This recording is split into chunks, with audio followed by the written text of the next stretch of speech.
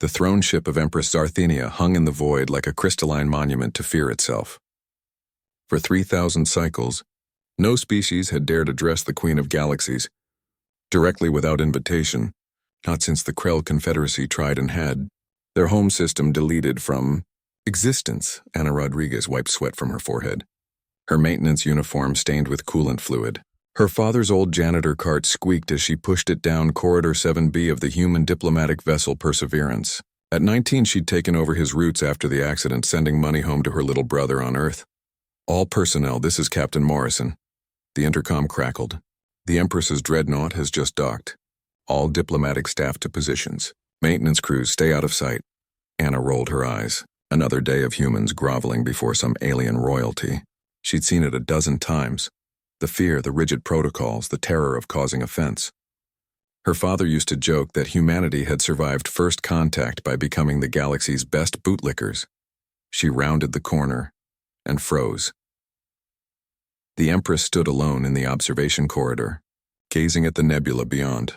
Zarthenia was breathtaking, 3 meters tall, her crystalline exoskeleton refracting light into prismatic cascades, 4 arms folded in contemplation. Her entourage of Krethian guards waited at the corridor's entrance, completely still. Ana should have backed away. Protocol demanded it, but something in the Empress's posture struck her.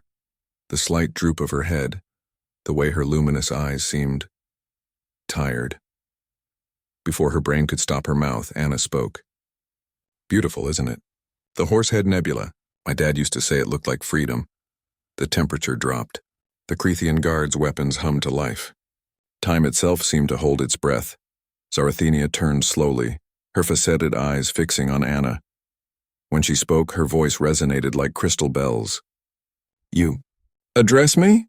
Oh shit, Ana whispered. I'm sorry, I didn't mean to. I just thought you looked like you could use...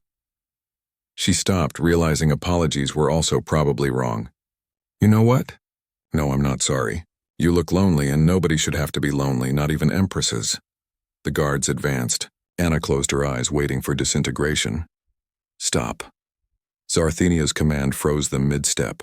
What is your designation, human? Ana Rodriguez. I'm nobody. Just a janitor. A janitor. The Empress's head tilted. You clean? Yes, ma'am. And you see an Empress, the breaker of worlds, the eternal flame of the void, and think to offer companionship? Ana swallowed hard. My dad always said the higher someone sits, the lonelier the seat. He cleaned for important people his whole life.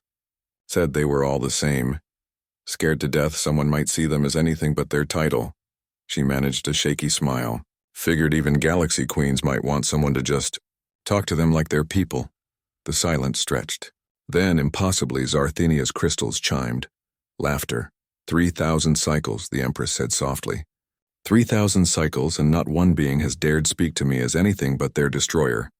Even my own people address the throne, never the woman upon it. She gestured to the nebula. What did your father mean? About freedom? Ana relaxed slightly, moving to the window. He said that out there among the stars, nobody cares if you're rich or poor, human or alien. The universe doesn't know about protocols or hierarchies. It just is. That's freedom.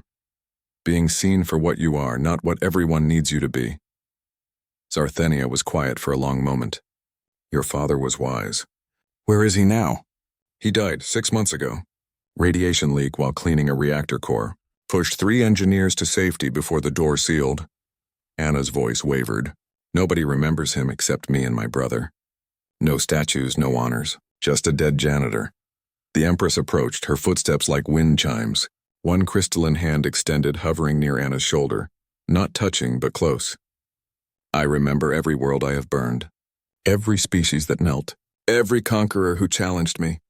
But I cannot recall the last time anyone asked if I was well. Her eyes pulsed with inner light. Your father's sacrifice saved 3 lives. My conquests have ended billions. Yet you show me more courage than entire star nations. Maybe that's humanity's thing, Ana said. We're too stupid to know when to shut up or too stubborn to care. My dad used to say humans didn't survive because we were the strongest or smartest. We survived because we're too dumb to understand impossible. Zarthenia's crystals sang again, genuine amusement. The other species fear you, you know. Not for your weapons or your ships, They fear your recklessness, your refusal to accept limits. She turned back to the nebula. Perhaps that is why I came to this meeting. Your ambassador asked me to negotiate, not to spare his people, but to consider them as equals. The audacity fascinated me. So, you're not going to vaporize humanity? No, Ana Rodriguez. The Empress's voice held something like warmth. I believe I shall keep you alive. Your people might teach the galaxy something valuable, that queens are people too and janitors can be heroes. She paused. Tell me more about your father, about freedom.